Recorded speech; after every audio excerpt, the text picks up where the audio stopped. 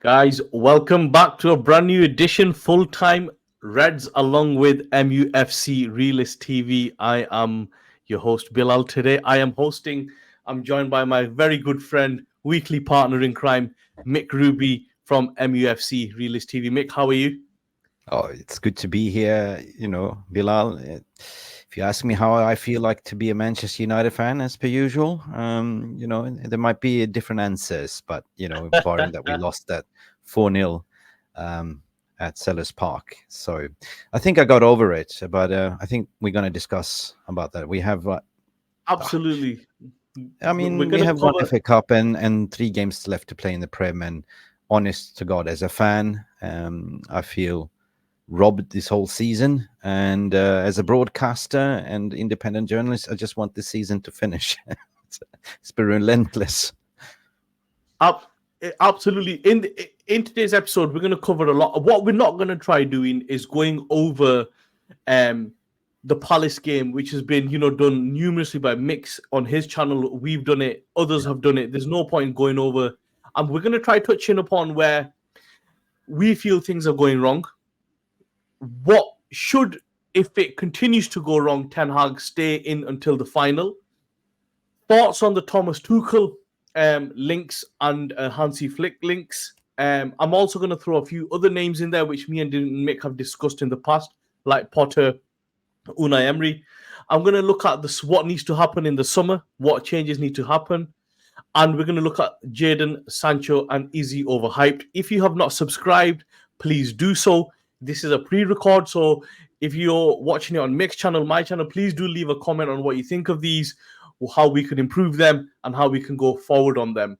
So, Mick, I'm going to start off. Look, Mick, we've had numerous discussions, and to give credit to yourself, um, you might still be. I don't know. I've not had this conversation with you. You were a Ten Hag supporter, which is fine. I was a Ten Hag. I was a Ten Hag supporter. You probably still are a Ten Hag supporter. We all want Ten Hag to do well, but if we try to dissect where this has gone wrong, where do you feel the whole season has gone wrong in your opinion? Wow. This might take some time, and so cut me some slack because we need to trim that lard, the bacon in the summer, which means player power, 100%. Yes, I am a backer of Ten Hag, and I was so in the first season because, well, let's start with the first season. We saw how Ten Hag transformed this bunch of players, the Pampadoms, the prima donnas, into winners. Like, let's start with that one first. He walked in, he instantly changed the training routine, the way we behave, the cultural, right? He had to deal with Cristiano Ronaldo. We saw more of a disciplined track coach manager that got us over the line, finishing third and winning our silverware. Like, we're talking about Carabao Cup in the first place. So let's not forget about that in the first place. So, of course, second season in his tenure, it's time to elevate. According to what you saw, that interview with Gary Neville on the overlap, right? So Yeah, I saw that the interview and agreed with every single answer he gave us because he actually addressed the problems, right? And we cannot go by this podcast without talking about that Manchester United had the most injuries in the whole, out of everyone in the Premier League, over 65 types of injuries, and the back line as well. So potentially, I think what he said, he wanted to change the playing style. He wanted to play more of a high line, and hence why I recruited on Andrew Onana as a sweeper keeper and Mason Mount as well. He wanted Harry Kane. He didn't get Harry Kane. He didn't get backed. And you can arguably to say that Bilal, he worked on the structure that was non-existent, right? He tried to elevate now, finishing third, and that season got derailed, 100%. Of course, he got money to spend in the summer, but they were stingy in terms of the FFPs. We even have to go to the summer to do a loan deal for Amrabat in the final minutes. So, what are you supposed to do?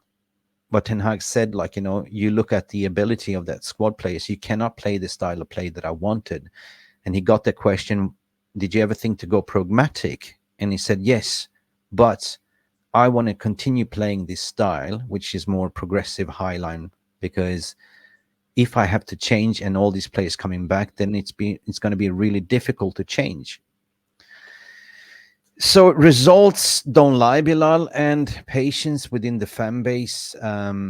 We know it's it's But very, very short. can I can I can I ask you a sub question then? Let me ask you a sub question, right? I look, just so the viewers understand my position on where I am coming from. I was a huge Ten Hag backer all last season and the start of this season. And like I've said on many shows, it was the Tottenham game at home when Tottenham played their third midfield and played us off the park, where I kind of started to question his decisions. But I'm going to try keeping it neutral and just ask the question. Mick, Yeah. the question I want to ask you is then, which is related to your answer. I didn't really finish my answer properly, but okay. No, but I'm gonna come in because I don't want it to go further. But just to kind of add into it, and then you can wrap it together. Sure, expand, yeah. Yeah. So injuries have played a part, like you have said, and he doesn't want to go to one style and then try coming back to another style halfway through, and he just wants to stick to one style. But his in-game management, if you look at Casemiro against Palace, when a lot of people and a lot of pros were saying he should have moved Casemiro in the middle and put Amrabat at the back, who's probably more suited to playing at the back. Do you think his in-game management has not helped him either? Well, that is where it comes my skepticism in his in-game management and his tactical ineptness to change to see. If you're going to talk about Casemiro, everyone saw it, but is he hanging Casemiro out to dry because he knows he's going to sacrifice him in the summer? He's going to go, is he exposing certain players that he doesn't want to be in the club? You look at the bench and it was only youngsters. Would you start at Jackson as a full debut, and that would derail Jackson's career? You don't do that. You just don't hang out the youngsters. So I think he used Casemiro as a sacrificial lamb, to be honest. And Johnny Evans was not really fit. So we instantly knew that the backline was getting slaughtered. But the problem that I have is your in-game management, which I'm going to address how it's going to be fixed in the summer, is that instantly you saw their lineup. They played 3 in the back and 4 in the midfield, right? So they destroyed us in the middle of the park by setting up a mid-block, meaning they were hunting in packs. We could not even get away from that press in the middle, right? They were targeting our right-hand side in terms of Diego Dalot and Anthony. So we could not even get a slack over there, right? So he didn't do substitutions until the 79th minute, which was, we've seen this before. We dropped leads many times, like that. Let's say Coventry, the 3-0 lead to 3-3, and it was unnecessary. But is it him or is it the mentality of the players? You as a manager can only do certain things. You give instructions. As you as a boss at work, you give instructions to your workers. And if they're not following, if they're not understanding, is it your fault, right? So you get my point at the end of the day. So where it's going to change is structure, right? We've seen the likes of Jason Wilcox coming on board now, developing a game plan, talking to Ten Hag. That means he's going to have accountability all of a sudden, right? They're going to develop a style of play, what they want to do, which they're going to pass down to the manager. A manager needs to follow this. You can no longer play this style of football. You need to rotate the squad. You can no longer have these injuries, because that's also going to be addressed. The training, everything, the coaching. We look like we haven't been coached at all. And the reason per se is that we don't really have a proper coaching staff either. So when Ten Hag came in the summer, he was only allowed to bring in 4 staff. The rest is there since Jose Mourinho. So you can see that mismatch. So what are we doing in training? Benny McCarthy is leaving. The attacking coach, the set piece coach got to go. The defensive coach got to go. And there's so many adjectives or, constables to sort of put into a bag and just mix it up. But the answer is not that easy. It's not that simple. But I certainly believe, Bilal, as a United fan, if I compare it to Arsenal with Arteta, similar, right? Arteta started to cook in the 3rd year when they actually backed him. He finished 8th in 2 seasons. He got the chance to be back to get rid of the deadwood players, right? So we definitely need to get rid of deadwood players before we get rid of another manager. I stand on that. And if you have 1 year left on your contract and you look at what is out there, there's not really much out there that is the best in class and that follows the INEOS ethos. So yeah, so my point is we will see a change shift if he stays, because he will have accountabilities. He will answer to Omar Barada, he will answer to Dan Ashworth, and he will answer to Wilcox as well, right? So right now, you don't have any accountabilities above you, right? You don't have any sporting director there. You have only Joel Glazer that doesn't understand football. Hell, Joel Glazer doesn't even understand the offside rules, so hey. You know, I agree with you to an extent. I agree with you where he's probably been the structure's not helped him. Where It hasn't. Well, 100%. You know, that's just not with him. That's with any of And them. the media hasn't really helped him either. No, they haven't helped him either. Where he should have helped himself, and he still can help himself, is if me and you can see certain players who are not stepping up to the mark, who are not, he shouldn't be playing them. Number one, if he has a better option, or if he goes in a different direction. The second thing, what really confuses me is why he doesn't try an alternative formation. Yeah. Right. And thirdly, what is it? Is you know, Mick, where he's losing a lot of support is the team just does not look like it's got any ideas. And we can look, me and you are just watching this on a screen, and he, with his analysts, I keep repeating the same mistakes, which are the gaps. Yes. And that is very concerning. They looked uncoached, and pundits were saying that as well, and I agree. They look uncoached, but that comes down to you as a manager. You're responsible for your coaching staff. Are you paying attention? And that goes to what kind of drills are we practicing in training? You know, you have no excuse to say we don't have to practice new drills, but it comes down to the intelligence of the players as well. Are you getting the instructions right? Or are you just going gung-ho as soon as you get in there? Because mentality doesn't exist here. They're scared. I watched I agree. I 100% agree with you. I watched the Champions League semi-final yesterday Me too. between Bayern and Real. And what I found really interesting, what Thomas Tuchel did was he took out Kinmin Jay, who cost him 2 goals in the first game. He took out Muller, and he took off. What happened yesterday?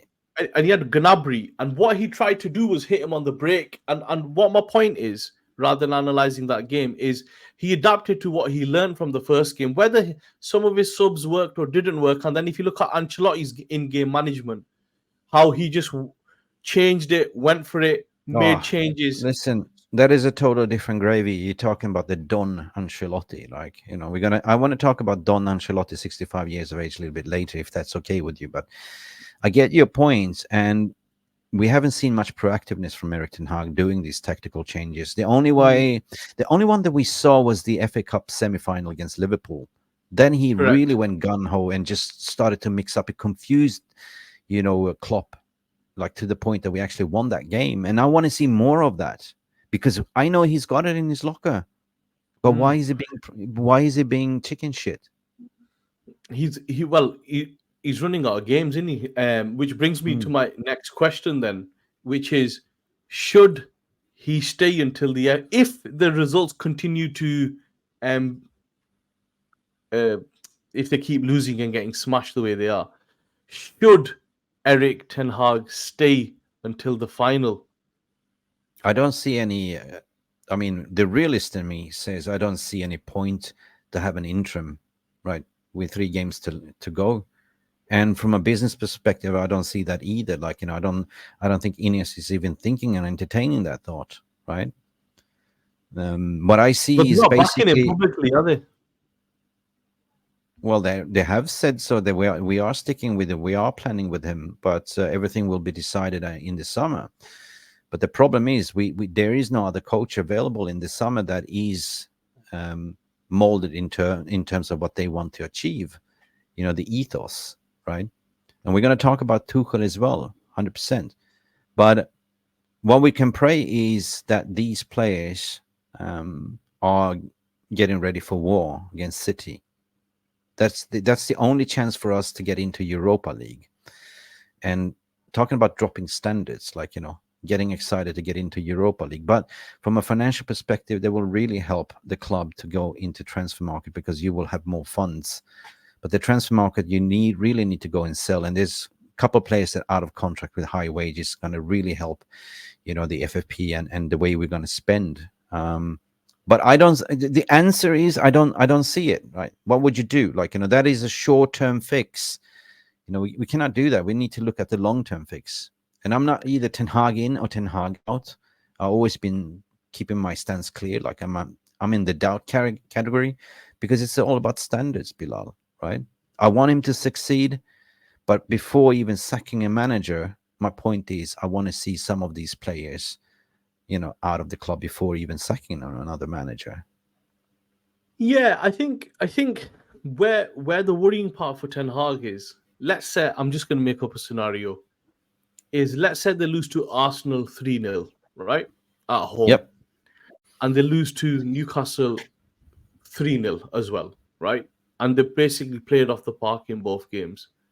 I feel the pressure will be too much. And I think INEOS, whether they sack him or not, will have to either back him actually with a statement Yeah. or not him, because they're leaving him out to dry a little bit here. And they're like, well, True. he's going to take the fucking point. You just let him go down. And I think it's all good people saying, well, Brada's not in charge, Ashworth's not in charge. Mate, these guys, they bought in Wilcox. And you're telling me these guys are not having conversations weekly, daily, every other day. You're right. Is there another opportunity? Is there another option as an interim for a final? Probably not. Can I ask you a devil's advocate question back? Yeah. What difference going to make if you have an interim? We cannot even make fourth, fifth. What difference going to make to the season?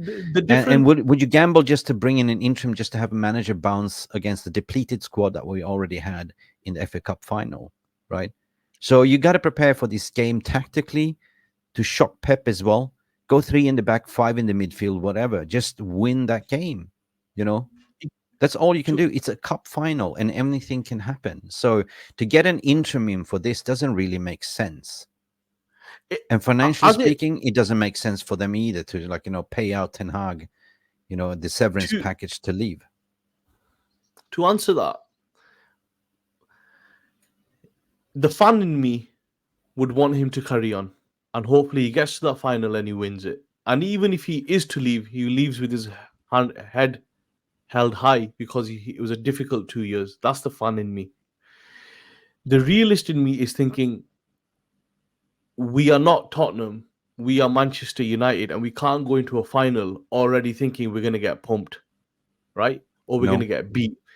So then I'm thinking, if he loses to Arsenal and loses to Newcastle, INEOS will not want to be seen as dilly-dallying. And then if there is an option of somebody really short-term, I'm really going to throw a couple of names really short-term out there, whether that's you keep it in-house with Steve McLaren, whether you try Rooney, whether you try Jaap Stam, whether you try Ole Gunnar Solskjaer, whether you try fucking Sam Allardyce. My point is just that one game, because that squad is much better than what it performs on the pitch. We all must agree. Yeah, but if you're gonna throw in McLaren is part of the problem and part of the coaching squad as well, and whispering into Nag's ear as well. So, what did McLaren do? He led the 3 lines. That's all he's done and been an assistant. So I don't believe it. But my point is we can't be going into a final already defeated, because if we fans are in this mentality that fucking hell, it's going to be 3, 4, 5. No, we can't even go. We can't even go on the weekend now and thinking we're going to get defeated over Arsenal. So we have a chance to put a spanner in the wheel. But it comes down to also the players' mentality. Let us not kid ourselves. Like, you got to look at who is available in this squad, and you got to look for, you look at Arsenal squad, you look at City squad, and do we have a chance? So yeah, you can have a chance to, how you prepare to set up. You cannot go in this stupid 4-2-1-3 model or whatever we're playing. I don't even know what the Three hell we're one playing. six it is. Yeah. Or 5-5 or whatever, zero in the Fucking hell, midfield. yeah, You it's, can't. You can't. So you got to 100% do some changes, Bilal. Like, for Arsenal, let Arsenal be the springboard, or, what they call it, the rehearsal for the FA Cup. Try something different. Shock Arteta, because Arteta thinks that we're going to line up and play the same. So why don't you just go a little bit more pragmatic, or just flood that midfield? he's Because one thing Mick, we know that City and Arsenal will do is midfield. he's Man, only done seriously. that twice where he's done a change. He did it against Liverpool away, if you remember the 0-0 at Anfield, and I forgot the other game now where he did it. It's totally blown my mind. I think it might have been City away as well, where he Yes. tried it. The problem is though, if we go from the Wolves game to now, we've pretty much did this one system of man-to-man marking. So when everyone pushes up, the midfield push up, and which leaves the gap. I really can't see him changing that. You're right though. We should try an alternative system, but I think he's not done it so far with No. injuries. I I don't see think how he's Mason going to. Mount. I think Mason Mount can play a key pivotal role for the remaining of the season. I mean, he was brought in for a special reason. We saw the first 10 minutes, against Crystal Palace. He offered energy, right? So I think you should start playing, Mason Mount as the destroyer in that midfield. Bruno should be where Bruno is, playing behind the striker, or even play two strikers. Play 4-4-2. Rasmus Hojlund and Bruno Fernandes. Bruno Mm. works as a good shadow striker, but something has to change, because the formation we line up right now hasn't been working. We've seen far too many goals, and the midfield has been wide too stretched open if we're going to talk about it. But now I hear what you're saying. Now it's time to sort of close the gap, do something different. The proof will be in the pudding, Bilal. Will he do it? Absolutely, absolutely. What are your thoughts on the Thomas Tuchel links? My thoughts on Thomas Tuchel is very real. I will say that it's not as real what the media is trying to say. It is more Thomas Tuchel telling his agents and entourage, "Hey, I'm open. I'm open. Look," and they're feeding the press the fillers that he's not willing to go back to Bayern Munich, and rightfully so. He fell out yesterday, and it is like you going dating, man. You swipe right on Tinder, you see Manchester United. Oh, sexy lady, I swipe right, and you waiting for United to swipe right back, but they're not swiping right back at. And the reason per se, and I'm going to keep it very brief and simple, he's not the manager what they're looking for. Why? He's got doesn't fit the persona profile. If you remember what Sir Jim Ratcliffe was saying, like, we are looking for the best in class people, not egos, but team players that will fit our cultural ethos. And that's what you see in the appointment of Omar Barada, Ashford, Wilcox, the humble people. Now, if you look at Tuchel, arguably to say that he might be the better manager than Ten Hag, but slightly, because he's been he won a Champions League with Chelsea, right, as a interim inbound manager that then they sacked. But he's been falling out from PSG, Chelsea, and Bayern as well, because he's got way too much ego. He doesn't gel with the board members. He doesn't like to be told. So that's why he's been sacked. So fans are more like, oh, let's go for the next shiny thing. He won a Champions League, but excuse me, yesterday he bottled it with a 1-0 lead. And he went pragmatic to say, I'm taking off the only goal scoring threat I have in Harry Kane and Musiabi and all that stuff. And one thing you should know about Carlo Ancelotti and Real Madrid, they always find a way. And that cost him. They were up 1-0, and that cost him the game, because after that, he didn't have any answers. He took off his offensive players, putting Kim Min-jae in there as well, and they did not have any answers. So what Carlo Ancelotti did was a mastermind tactical substitution. So if you ask me, would we swap a manager 2024? I said no. I would say that what I know is that they are planning for a successor for beyond Erik Ten Hag, what is available 2025 is much, much better than the options that are on the table right now. Ancelotti, 65. I'm sorry.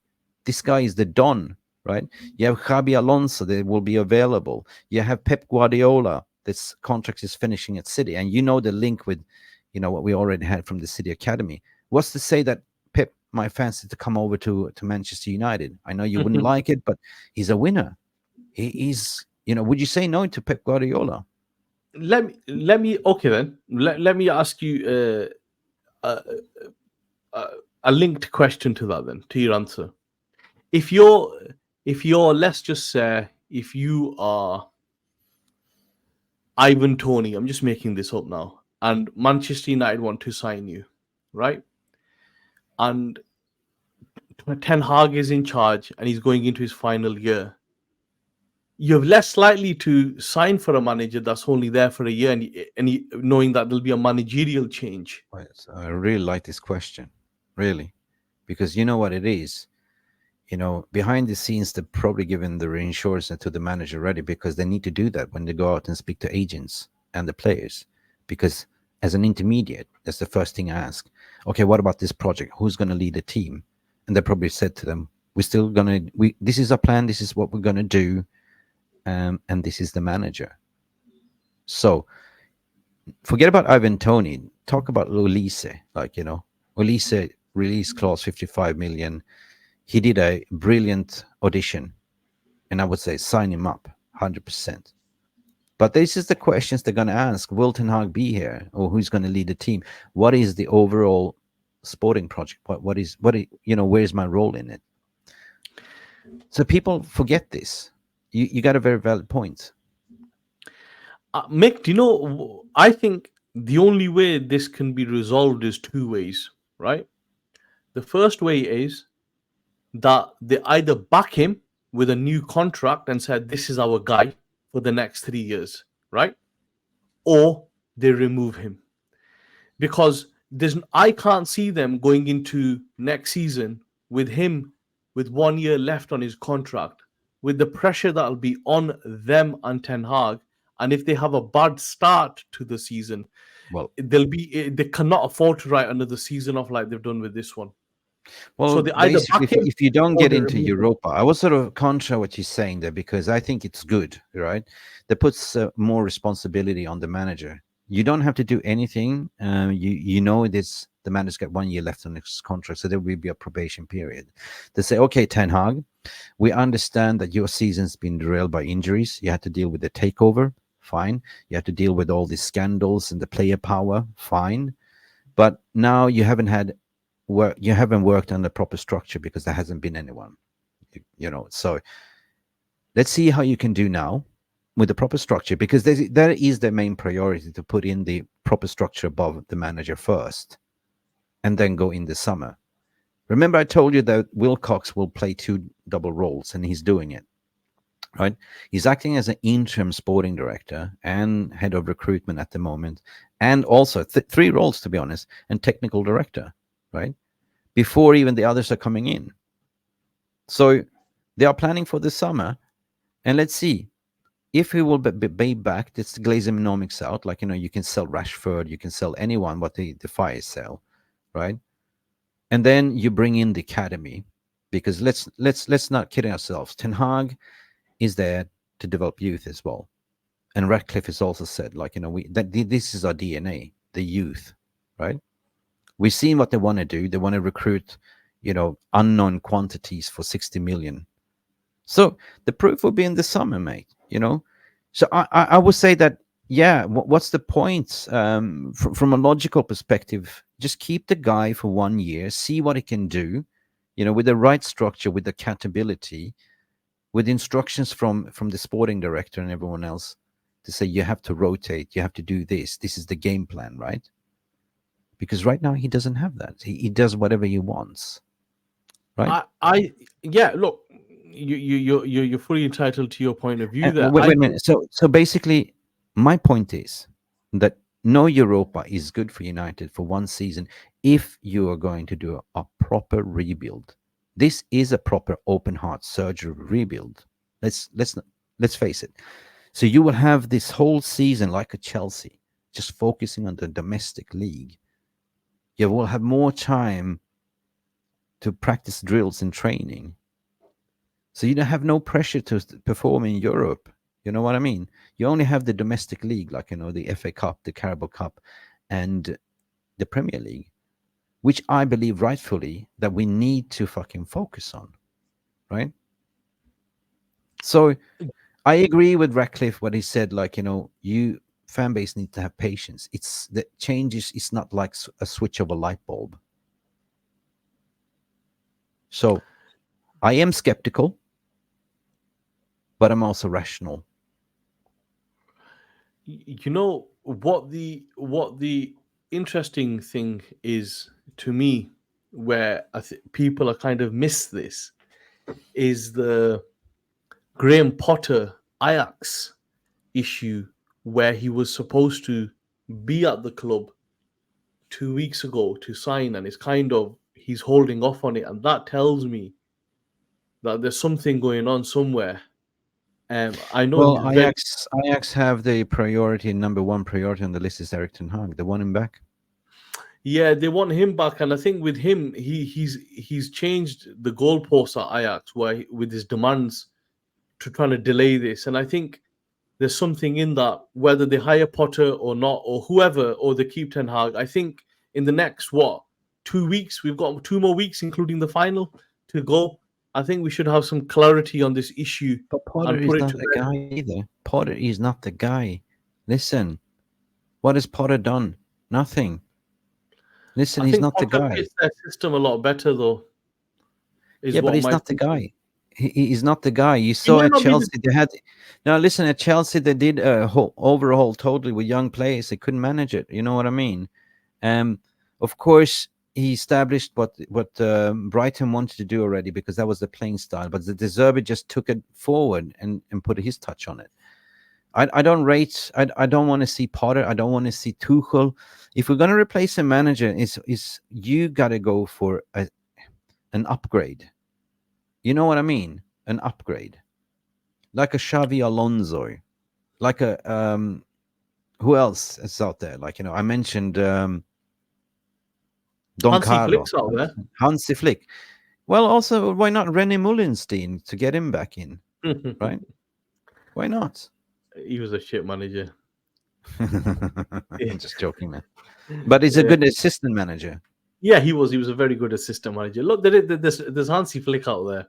There's Mm. Jose Mourinho out there. There's Antonio Conte out there. They are If we're not, dinosaurs past.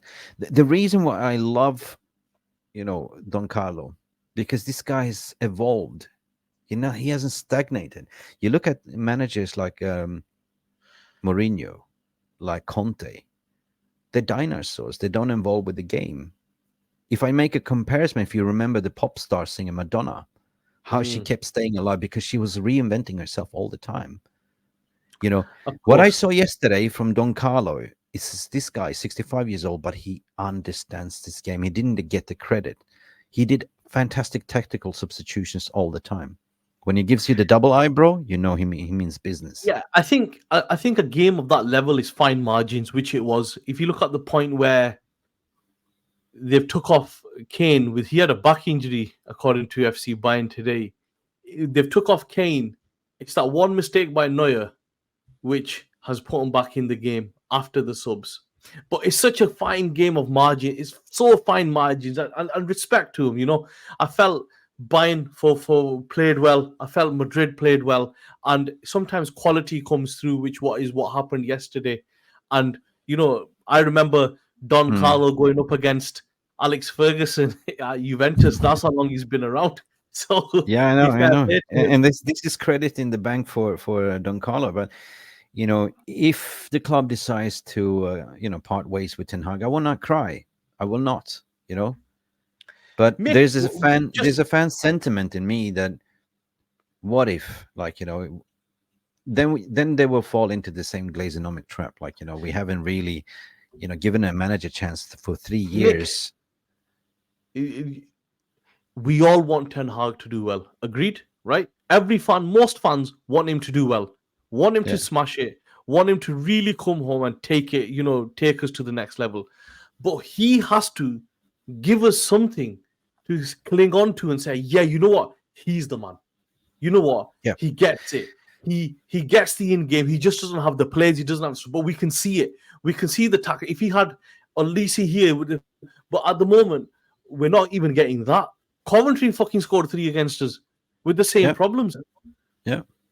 I mean, listen, at the end of the day, he gave us an indication against Liverpool semi-final. Like, and we saw like, wow, these guys can do it. He can switch things up, and they paid off. But we need to see more of this. We want, like, next season we want not to be as predictable, because players, teams know already how we're going to line up and what we're going to do, because we don't change at all. So I want next season to be more predictable.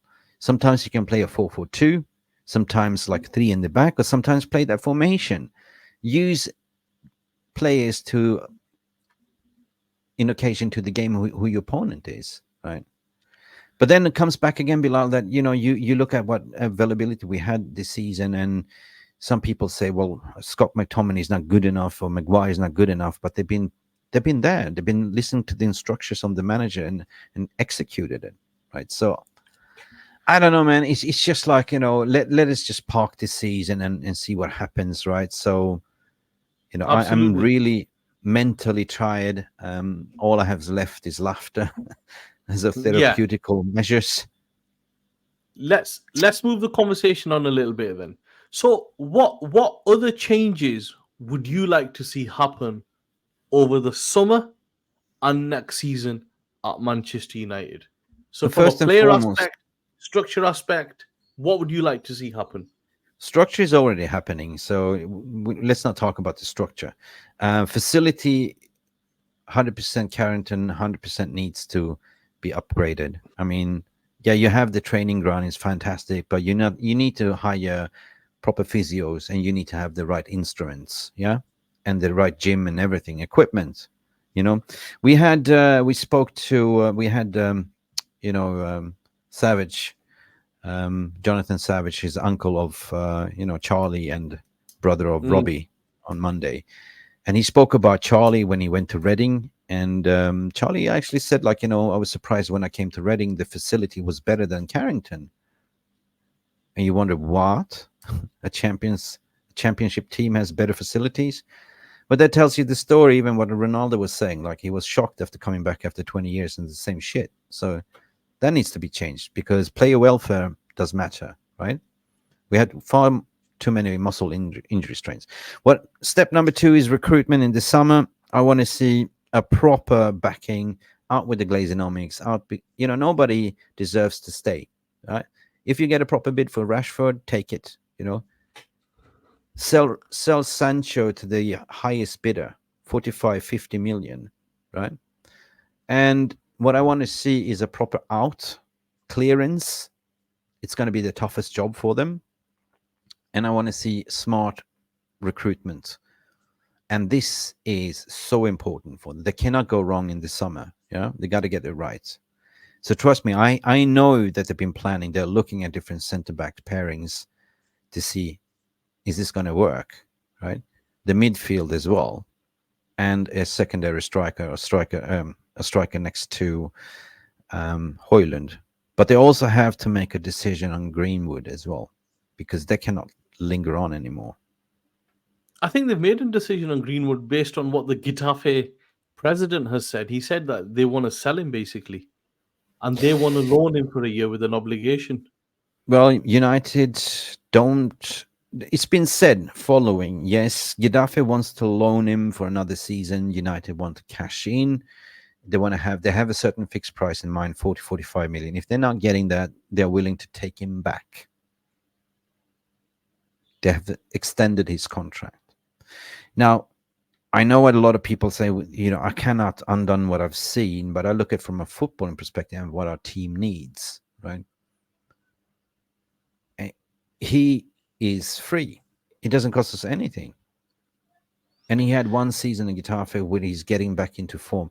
Man, if you need a right winger or a striker, this guy is fantastic. No, without any shadow of doubt, right? So I wouldn't say no to that.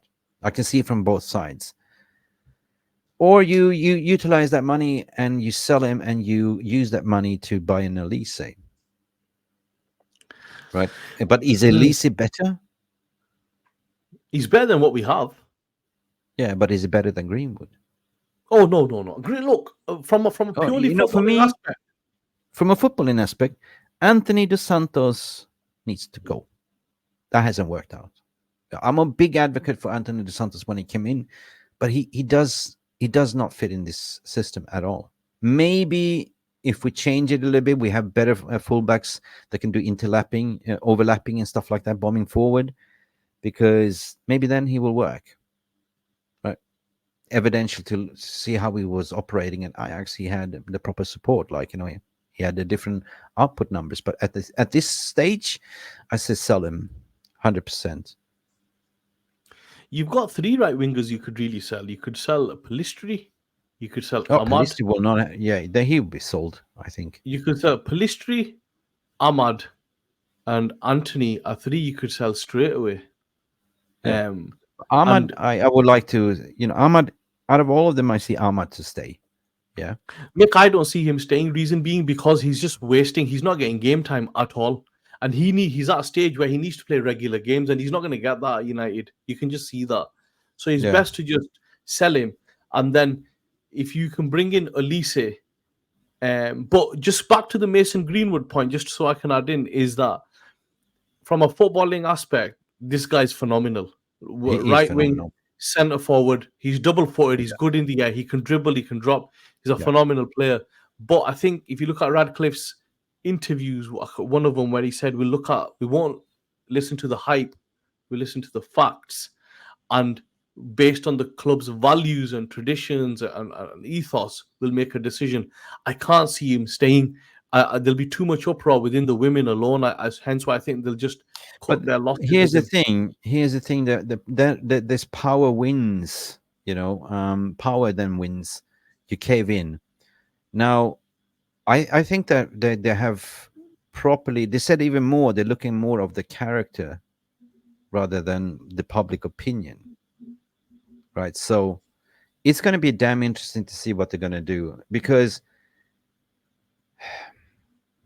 let us not kid ourselves. Like, Richard Arnold got sacked because of this issue, right? He caved in to the public pressure, to the minority pressure, right? He was declared non-guilty. They've done a proper review internally within HR and find evidence that we in the public didn't get to hear, and they found Mm. in no grounds. So they decided, they went to Ten Hag and they said, you will keep Mason Greenwood. And somebody leaked it out to the press, which created a shitstorm. And they had to do what they have to do, which they didn't sell him. They loaned him out, and they're now extending his contract as well, because they was hoping that the media noise will calm down a bit, right? So there's a reason why they didn't sell him. They just loaned him out, right? Firstly, to get minutes to play, and they will assess it in the summer. They will try again, right? So what you see right now is they're trying to sell him for 45 million because it's pure profit FFP. But if they don't get that money, you see there's been statements to say we're willing to take him back. Yeah, I think it'll be interesting. It'll be interesting. It will be interesting. I think regarding changes, I think they've already announced the work for Carrington in the summer. I don't know if you saw that report a few days ago. Yeah, I read it. Yeah. Yeah, so that's in the process. From what I can see regarding that report, is that the work looks quite temporary to me. Hence, what I think they might be still looking at moving the whole Yeah. thing or having another training ground. But at least they're doing something, which is a positive step. Yeah. But just add on one more point. So in terms of recruitment, what I want to see is recruiting ballers, recruiting athletes, runners, and I think that is, and also mental profile, with a strong mental profile. And I think that's what they're doing. Like if you look at centre backs, Todibo, looking Gleason Bremer as well, I don't think that this Braithwaite is just overhyped. He's 75 really million is. overhyped. He's not worth 50 him. He's Don't even look at terrible. him, because if you do it, you do another Harry Maguire. No way, no way, Jose. Right? Yeah, You might even get a what's his toss in for free from Fulham. You might even yeah. get players out of contract or players that's got Ross 1 year left on Barkley. his contract. Yeah, Ross Barkley, stuff like that. I want to be surprised. So I want to see a total new team. And I don't see Bruno going anywhere. I see Hojlund's development. I see Kobbie Mainoo being developed. Look, you can build a really good midfield around Kobbie Mainoo and Bruno Fernandes and Mason Mount, and add in more flair, more engine in there, like, people that can hold the ball, right? And fix up the center defense, and maybe look at Frimpong as a fullback as well. Better fullbacks as well. Diego Delo, most improved, but we need somebody to challenge him as well. Aaron Wan-Bissaka will be sold, I believe, because he doesn't really fit. He's really good defensively, but he needs to go as well. So I want to see a totally new revamp of the squad in terms of no more player power, and I want to see fight, grit, determination, and an identity. You know, one thing fans need to understand is not every signing needs to be sexy. And I'm going to give an example Doesn't of have. this. If you take Eric Dyer, who was ridiculed in the British media for being shit, and I watched him over 2 legs against Real Madrid, and he played very, very well. Yeah. He at no point looked out of place. So sometimes, if it is a Ross Barkley or even an Eric Dyer as an example, it might not be the most glamorous signing, but sometimes it can work really, really well. And we need at least 9, 10 players, not all in one window, but we need to Yeah. be open to these type of signings. Yeah, like on Monday when we spoke to Jonathan Savage, Robbie wasn't the best technical player, but Robbie was the one that was always in your face, bam, hitting you, bam, and opponents hated him for being that, the destroyer. But he was not the most gifted player. But everyone that played with him, they loved him because he put his heart and sleeves and his body on the line. So in the midfield, we miss that destroyer. You know what I mean? We miss that dirty midfielder that will just break your legs. You know what I mean? They're hard to come by at the moment. Chelsea seem to sign them all up, but yeah, we need to go and scour the world for them. Just on my last question, then, which I thought would be a good way to end on today's show. What's your Let me hear. thoughts on Jadon Sancho and the hype around him now? You mean Jason Sancho? Yeah, I think the original Jaden stayed in Dortmund, and they loaned out his twin brother Jason. Look, I think it's good for Jaden Sancho. I don't think his levels are suited for Premier League. There was a reason why he was sold by City to Dortmund as well. I think he's suited in the continental Europe. I mean, player power needs to go. If we take him back, that player power wins. So he might have a so-so season at Dortmund, but they are interested to keep him.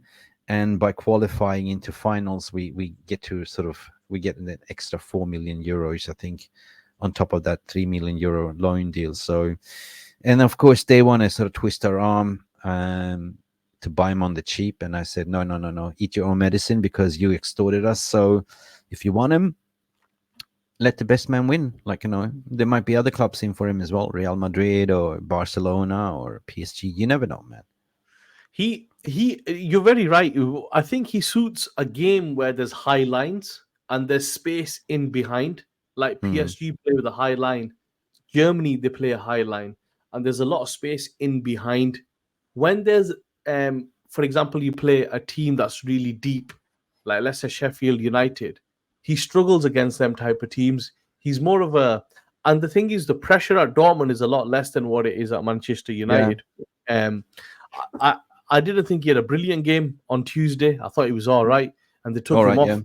Yeah, I don't think he set the world on fire that people are making out. And at the end of the day, that is his level. Because if we're saying, oh well, he's got to a final, we should take him back. Andre Onana went to a final last year. So did Damian. So did Lukaku, Alexis Sanchez, Mkhitaryan. They played for Inter in the final last year. Should we take all of them back as well then? It's not the level. And I think he's okay at that kind of midish level in Germany. He's not any better than that. He's not better than Leroy Sané, for example, in my opinion. But Mick, shall I tell you something really interesting? I don't know whether you spotted this. He plays right wing for Dortmund. Mhm. And they used to say in England he wants to play left wing and he can't play right Yeah, wing. I know. And he was playing right wing. Well, we recruited him in as a right winger, didn't we? Yeah, but then then Solskjaer said he wanted to play left wing only. I don't know. It doesn't matter because for me, Jadon Sancho was a flop in the first instance. He wasn't he wasn't played by Solskjaer. His demeanor is not really helped us. And the fact is that he had a fallout with the club and his teammates and everything else just proves that he wanted to have this move. And I know that the headlines are like, Jadon Sancho in the century, he beat Ten Hag, blah, blah. That's not the fact. The fact is you have to look at the player himself and his own mentality, right? And the fact when he came back to Dortmund and he kissed the badge, and that pissed me off. Like, you couldn't done that at United, and you did this for Dortmund. Nah, sell him, man. Sell him. We got to be ruthless. We have to be ruthless. And even if we get a bid for Rashford, and we had this Rashford debate a long, long time, if we get a bid from PSG, sell him, because we need to build a new squad. We got to get rid of, if we are doing a proper rebuild, we need to, look at these players as well and just build a new squad with mentality, with runners.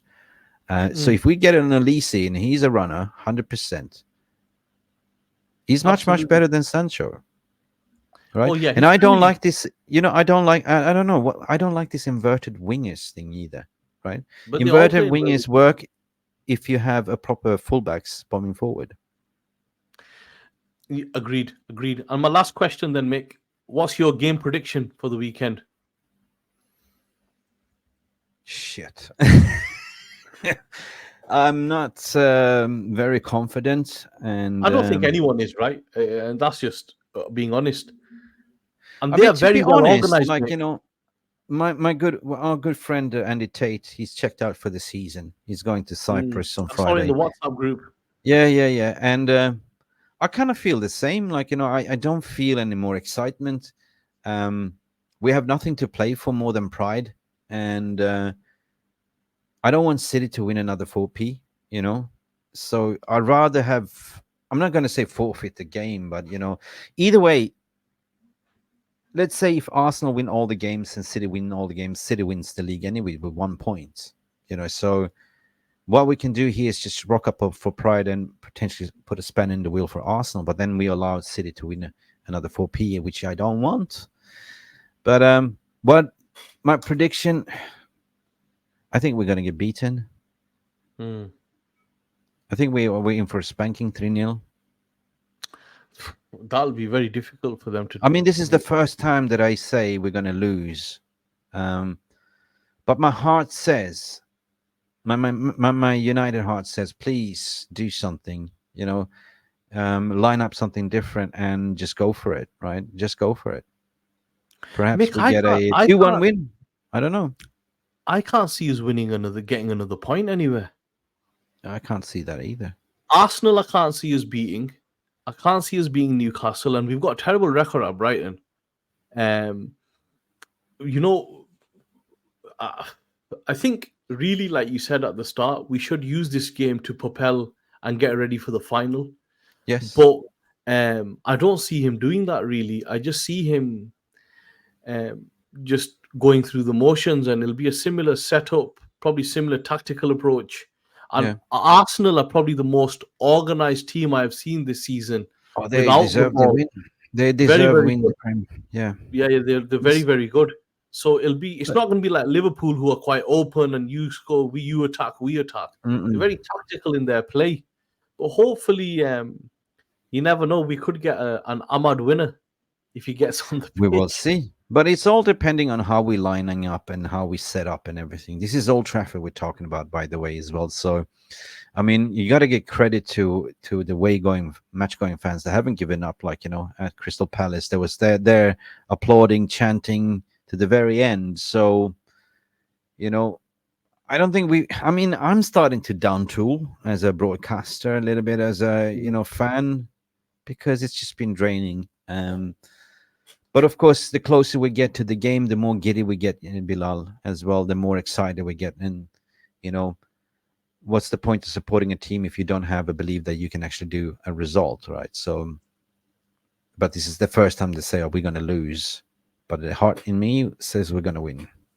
Absolutely, absolutely. Mick, it's been a pleasure having you It's on always a again pleasure, man. weekly. Guys, wherever you're watching, please subscribe, please support. It's not easy doing these as we Love keep and losing like. games. No, It's it's quite not easy. difficult to come up with the questions, but we'll be back next week. It's been a pleasure as always. Thank you for watching. Peace out. Thank you so much for stopping by and watching MUFC Realist TV. Don't forget to like and subscribe and follow us on the socials.